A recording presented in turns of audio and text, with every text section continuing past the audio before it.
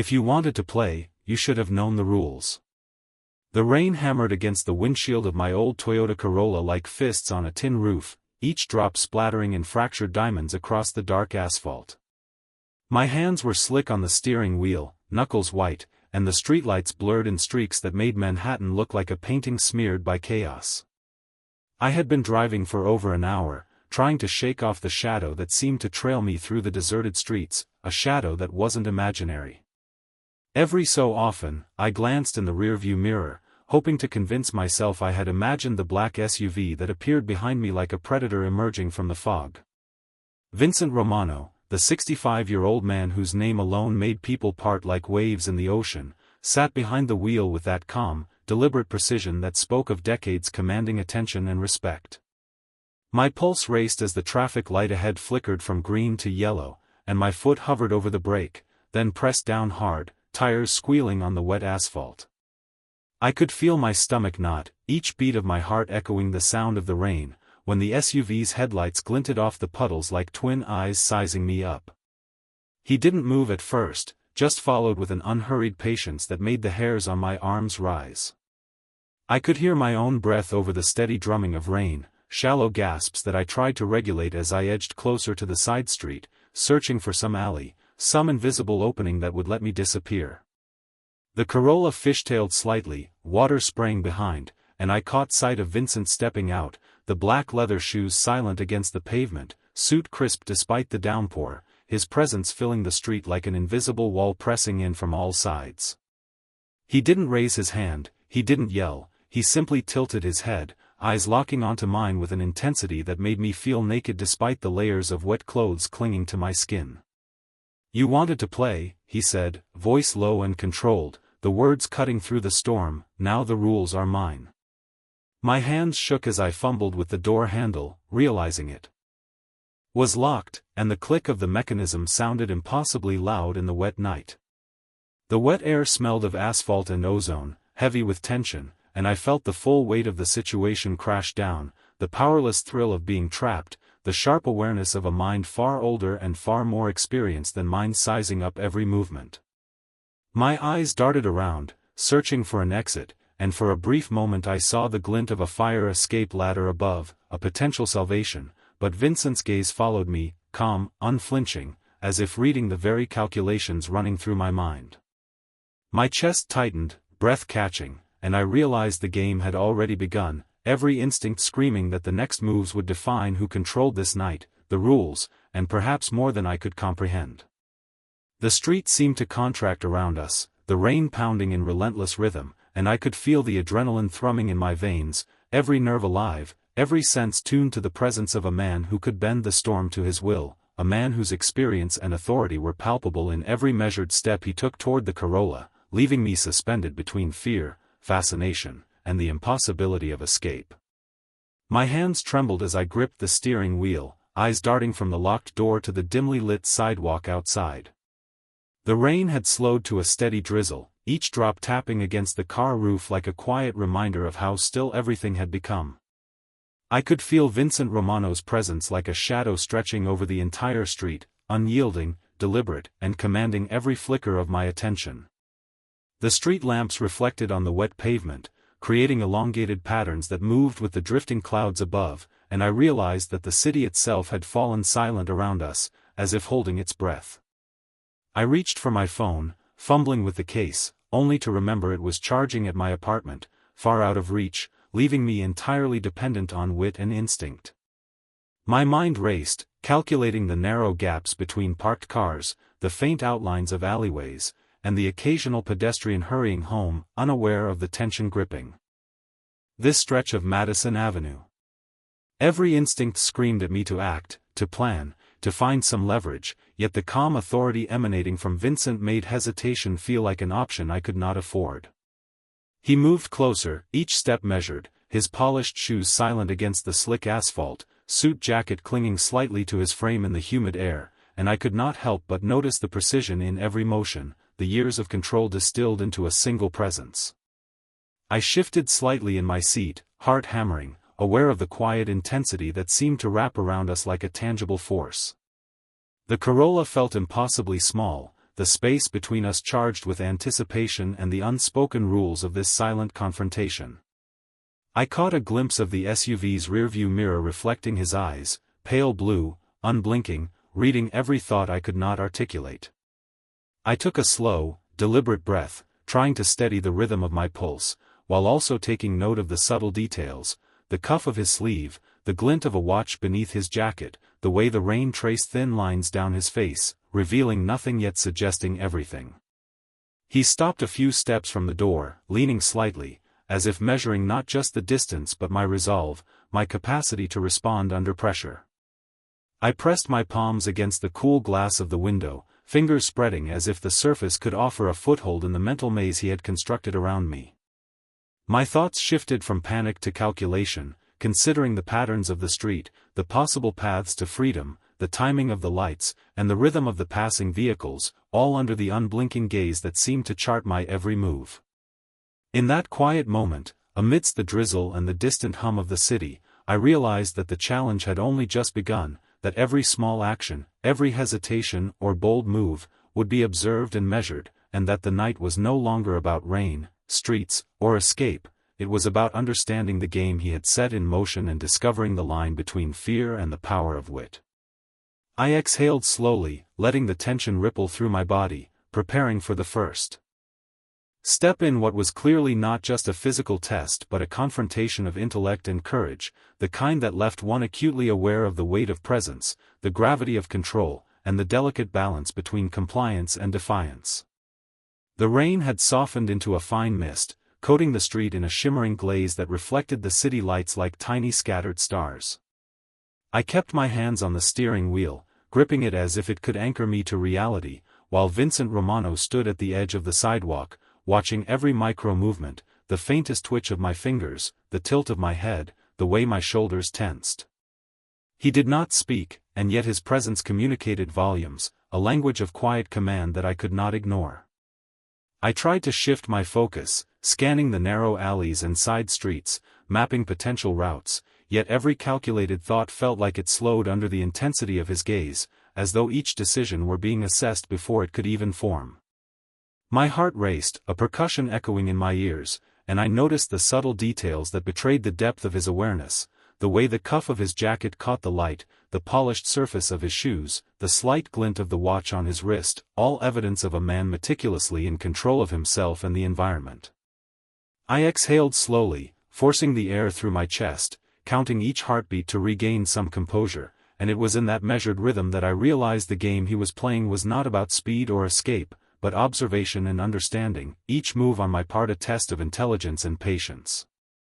I adjusted my seating slightly, testing the tension in the door lock, noting the resistance, the subtle give that might allow for an opportunity, while all the time aware that Vincent's eyes, pale and piercing, seemed to anticipate my thoughts before they formed. A car passed by slowly, its tires hissing on the wet pavement, and I flinched involuntarily, reminded of the delicate balance of calm and alert that he demanded. He stepped closer, yet still not fast, measured, precise, each step an assertion of dominance without overt threat. My fingers traced the contours of the door, calculating leverage, imagining scenarios, yet each potential action was countered in my mind by the certainty of his presence. He tilted his head slightly, observing me, not with impatience, but with an almost surgical assessment of my ability to reason, adapt, and respond under pressure. I could feel the tension rising not as fear alone, but as an awareness of the challenge before me, the silent communication of power and intellect. The mist swirled around us, and I felt the wet air cling to my hair and skin, heightening the sense of isolation, the narrowing of the world to the car, the street, and the man whose reputation and aura suggested a lifetime of control. My eyes flicked to his face, noting the calm, the faint smile playing at the corner of his lips, and I realized that the night had shifted from a confrontation of circumstance into a confrontation of wit, perception, and composure, each second a lesson in awareness, each pause a measure of patience, and I understood that moving forward required more than physical effort, it required insight, measured action, and the ability to think clearly under the weight of presence, the gravity of attention, and the silent rules he had already established. I took another slow breath, feeling the adrenaline settle just enough to allow clarity, knowing that the next move would not be about escape alone, but about understanding the game, the expectations, and the subtle dynamics that Vincent Romano commanded without a single raised hand. The mist thickened as I finally exhaled, letting the cold night air fill my lungs, and I realized that the space around the Corolla felt simultaneously vast and claustrophobic, the street narrowing in on me under Vincent Romano's unwavering gaze. The streetlights reflected off the damp pavement in fractured lines, creating shifting patterns that seemed to mirror the oscillation of my thoughts, each potential decision folding into the next. I adjusted my posture, sliding slightly toward the passenger side, testing the door again, and noted the smooth resistance that signaled it would take more than force to gain release. It required attention, timing, and insight. Vincent's eyes followed every subtle movement, a pale blue lens capturing not just motion but intention, reading the micro-expressions that I could not fully control. The world around us, the wet streets, the parked cars, the distant hum of traffic, seemed to fade, leaving only the thin boundary between him, me, and the locked door that separated two very different kinds of control. I ran a finger along the door handle, feeling the chill seep into my skin, and measured the subtle give and click, imagining how the next choice, the smallest adjustment, could tilt the balance. Vincent stepped a little closer, measured, deliberate, exuding authority that was quiet but unshakable, and I sensed that the night itself had become a crucible, distilling the challenge into a test of observation, patience, and calm under pressure. My mind worked quickly, charting movements, calculating angles of approach, noticing the tiniest reflection of light on his watch, the slight shift of his jacket, the steady rhythm of his breath, each detail a clue to the rhythm of control he maintained effortlessly. I tilted my head, considering a slow step toward the door, and felt the weight of the scrutiny, the invisible line drawn by a man who had mastered patience and precision over decades. My pulse reverberated in my ears as I imagined each next moment, the possibilities stretching into a series of mental calculations, and I realized that the game was less about physical escape and more about reading, anticipating, and responding to an intelligence honed over a lifetime. The mist swirled around the Corolla, blending street and shadow, creating the impression of isolation, heightening awareness, and sharpening my senses to the subtle cues of his presence. I exhaled again, trying to regulate the tremor in my hands, noting the pattern of rain on the roof, the faint echoes of distant traffic, the texture of the asphalt beneath the tires, and I began to see a rhythm emerge, a pulse within the night that could guide measured movements if I chose wisely. Each second became a study in balance, an exercise in patience, as I synchronized my breathing to the distant dripping of rain, matching mental rhythm to external cues, aware that every micro-decision could shift the dynamic of authority and observation. Vincent remained still but impossibly alert, a figure defined by presence, command, and careful calculation, and I understood that the night was teaching me something about control, about observation, and about the subtle power of measured action in a world where each glance, each shift, each breath could be its own negotiation. I pressed my palms against the glass, letting the cool surface ground me, centering attention and focus, knowing that the next movement, however small, would set the tone for what followed, and that awareness, precision, and composure were the only tools I had to navigate the balance of presence and control that Vincent Romano had imposed. The faint glow from the street lamps glimmered off the wet pavement, creating streaks of gold and silver that shifted with every ripple of mist drifting through the alley. I kept my eyes trained on the locked door, feeling the cool metal beneath my fingertips, the slight vibration under my touch as if the world itself was humming in anticipation. Vincent Romano did not move closer, but his presence was everywhere, surrounding the car like an invisible force, compressing the space and stretching the silence between us. I took a slow, deliberate breath, listening to the soft patter of rain and the occasional distant honk of a taxi, and realized that these sounds had become a background score to the intricate tension we were creating without a single word exchanged. My mind raced through possible sequences of action, analyzing angles, timing, and distance, yet I found that the more I calculated, the more aware I became of the subtle dance of observation he was performing, reading the smallest cues, the micro-expressions, the hesitation in my grip. He tilted his head, watching, yet his eyes were calm, a reservoir of experience and control that contrasted sharply with my rising awareness of vulnerability and focus.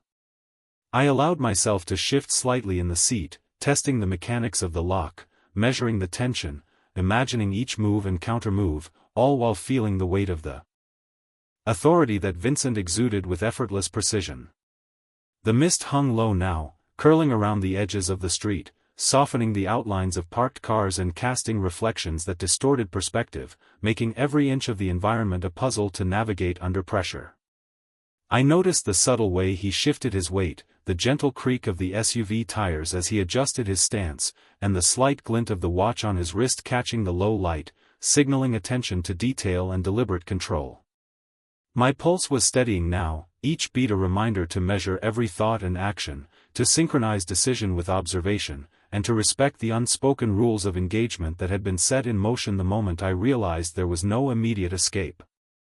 I exhaled slowly, letting the rhythm of breath align with the pulse of the street, and felt a moment of clarity wash over me as the realization sank in that this challenge was more about mental acuity than physical movement. I began to map the interplay of light, shadow, and presence, noting the subtle opportunities in the environment that could be leveraged if observed correctly. Vincent's pale blue eyes remained fixed on mine, unblinking, unyielding, yet patient, and I recognized that the next actions would require not force, but intelligence, timing, and precise awareness. Every micro-shift of my body, every flicker of the eye, every breath became part of an intricate game of observation and reaction, the tension creating a sharp focus, and I understood that mastering this moment meant reading beyond the immediate, seeing the patterns within the stillness, and moving with intent that respected the balance of control and insight that Vincent had established with silent authority. The mist had begun to thin slightly, leaving the street slick but visible under the amber glow of the streetlights. I could feel my fingers pressing harder against the cold metal of the door handle, a small, deliberate motion that allowed me to test the mechanics and timing without drawing attention. Vincent Romano remained stationary a few feet away, his posture straight and controlled, every inch of him exuding awareness and authority. I tilted my head, noting the slight adjustments he made as if he could anticipate my every move, a predator of intellect rather than speed. The street was quiet now, the distant hum of traffic muted by the damp night air, and I focused on the reflections in the puddles at my feet, using them to judge angles and distance, imagining each step as a sequence in a mental chess game. My breath came in slow, measured cycles, each exhale a method to center myself against the weight of observation pressing in from the figure outside. The subtle tilt of his head, the glint of his cufflink in the pale light, the slight rhythm in his stance all became cues in the silent communication that had built between us. I adjusted my seating again, testing the threshold of the lock, noting the sound, the movement, the resistance, and I realized that the night was teaching me to see beyond the immediate, to read the spaces between sound and silence, action and anticipation. Vincent stepped slightly to the side, a minor adjustment that nonetheless shifted the dynamic of the space, a reminder that control was not just about proximity but presence and perception. I pressed my palms against the glass once more, letting the cool surface anchor my awareness, and imagined the various sequences of movement, the timing necessary to respond without triggering alert or disturbance, each potential action a delicate negotiation of space, authority, and intuition. The mist curling around the street lamp cast long, shifting shadows that played across the pavement, creating patterns that made it harder to judge distance yet allowed subtle opportunities to emerge if observed carefully. I focused on those opportunities, measuring the gap between the door and the frame, the slight tilt of the window, the possibility of shifting my body in rhythm with the environment to create leverage. My pulse steadied further as I synchronized my thoughts with the small, precise details, the drip of water from a nearby fire escape, the gentle hiss of tires as a car passed in the distance, the faint echo of footsteps far off, all contributing to a rhythm I could align with. Vincent's pale blue eyes never left mine, yet he did not rush, did not pressure, simply waited with the confidence that only comes from mastery over oneself and the situation. I realized then that this moment was as much about understanding, patience, and calculated awareness as it was about any physical action, and that the smallest movement could shift the balance, revealing insight into the subtle negotiation of authority and observation that had become the unspoken language of the night.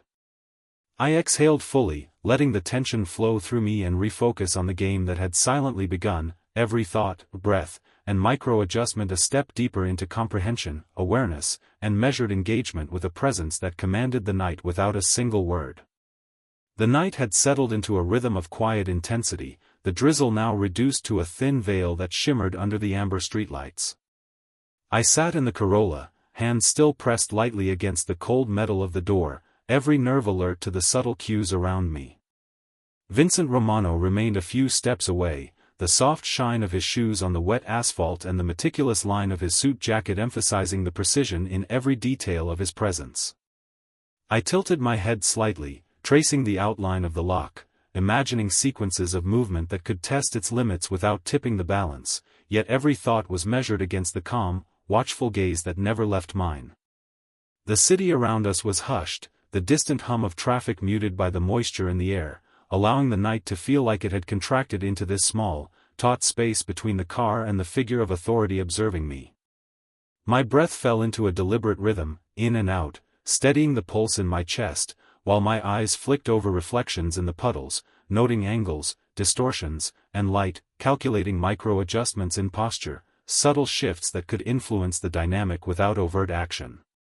Vincent shifted slightly, a minimal movement that nonetheless felt intentional, a reminder that control is often demonstrated in precision rather than overt force. I sensed the cadence of the moment, the unspoken dialogue of movement. Observation and anticipation that defined the space, each heartbeat syncing with the subtle ambient sounds, the distant drop of water from a fire escape, the soft hiss of a car passing in the far distance, the whisper of wind along the buildings. My fingers traced the contours of the door handle again, aware of the cold biting slightly at my skin, and I realized that every potential action was layered with implications, that the night demanded not speed or force but awareness, intelligence, and measured engagement. I adjusted my posture, leaning slightly forward, noting the alignment of Vincent's eyes with mine, feeling the weight of presence, authority, and experience in the pause between us.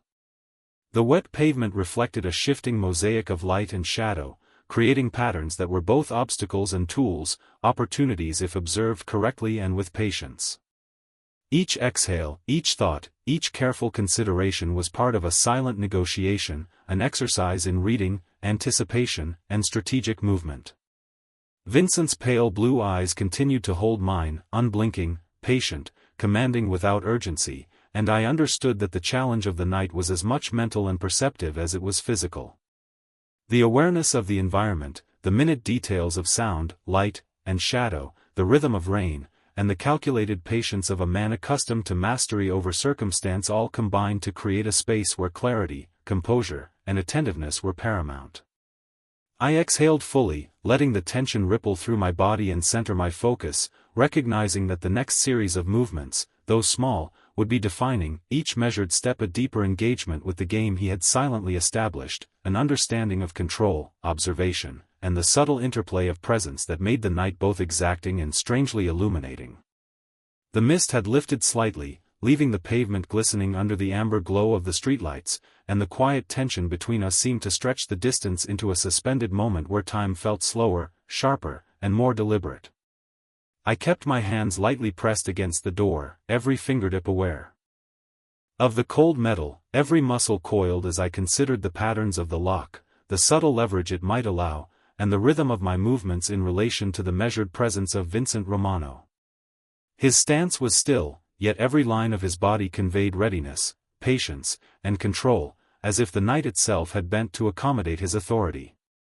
I shifted my gaze, noting the reflections of light in the puddles, the shifting shadows along the curb, and the way the mist curled around the edges of parked cars, creating an intricate map of obstacles and potential avenues of movement that required careful observation to navigate.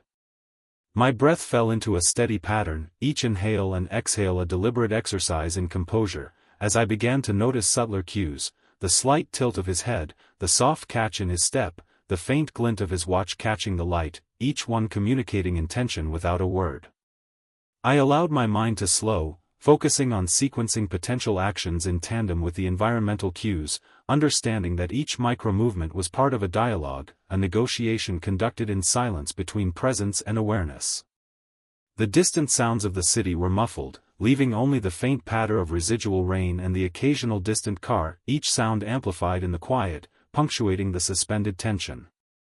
I tested the door once more, noting the slight resistance, imagining sequences of engagement and withdrawal, all while aligning my attention with Vincent's gaze, aware that he could interpret hesitation, certainty, or contemplation in a fraction of a second.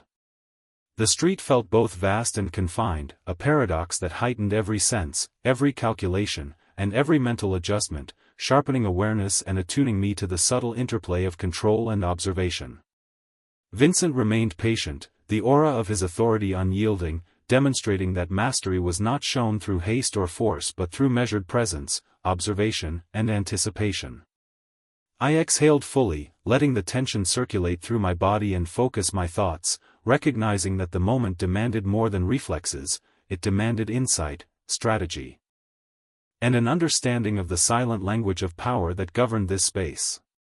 Every detail, from the shimmer of wet asphalt to the rhythm of rain, from the reflections of streetlights to the curvature of shadows, became part of an intricate puzzle, a negotiation of space and presence that required composure, attention, and mental acuity, and I felt the full weight of the engagement, knowing that the night, the environment, and the measured authority before me were all elements in a complex and exacting challenge that had only begun to reveal its depth. The first light of dawn began to creep over the buildings, casting a soft, pale glow on the wet pavement and transforming the mist into a delicate veil that shimmered across the street. I leaned back slightly in the seat of the Corolla, letting the cool air fill my lungs, feeling the tension of the night slowly ebb while keeping my senses alert to every movement, sound, and subtle shift in the environment. Vincent Romano remained where he had been, standing a few feet away, the precision of his posture and the calm authority he radiated untouched by the softening light.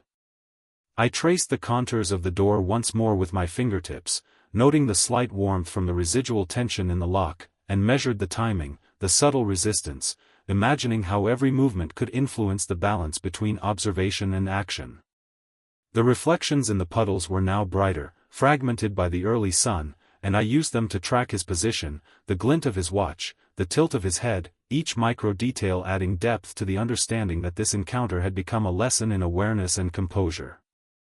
My breath fell into a slow rhythm, exhale after exhale, syncing with the faint sound of water dripping from the edges of rooftops and the gentle hum of early morning traffic, forming a cadence that grounded me in the moment and allowed thought and observation to flow in tandem.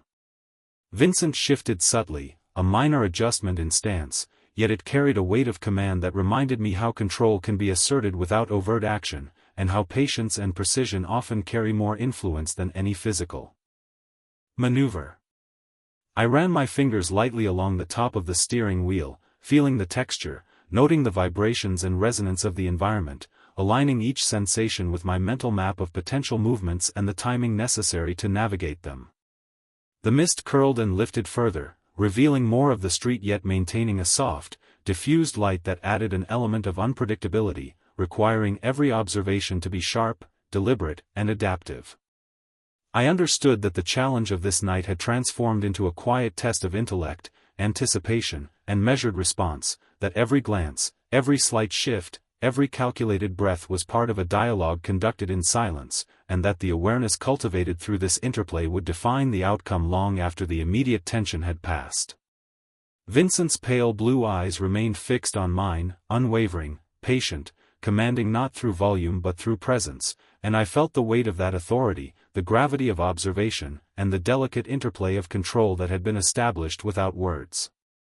I exhaled fully once more, centering myself, absorbing the rhythm of the street, the play of light and shadow, the temperature of the air, and the subtle signals that connected movement, thought, and presence, realizing that the final understanding of this encounter was not about action alone but about insight, composure, and the quiet mastery of observing and responding in a space defined by tension, control, and silent communication.